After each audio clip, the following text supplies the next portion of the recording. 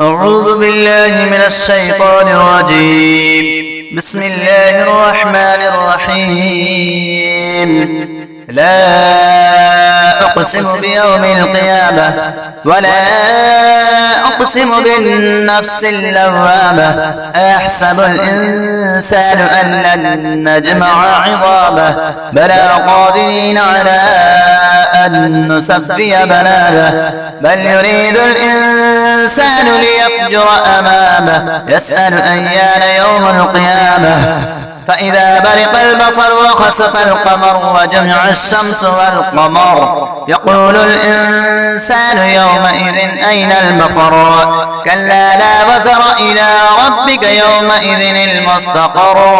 ينبأ الإنسان يومئذ بما قدم وأخر بل الإنسان على نفسه بصيرة ولو ألقى معاذيره لا تحرك به لسانك لتعجل به إن علينا جمعه وقرآنه فإذا قرأناه فاتبع قرآنه ثم إن علينا بيانه كلا بل تحبون العاجلة وتذرون الآخرة وجوه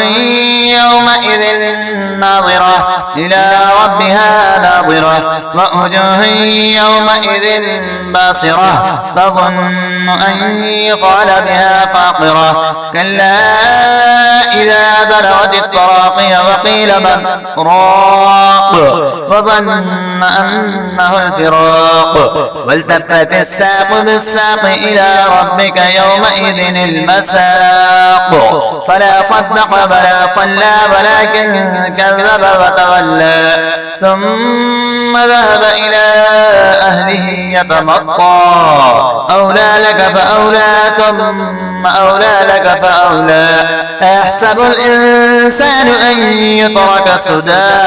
ألم يكن نطفة من مني يمنى ثم كان علقة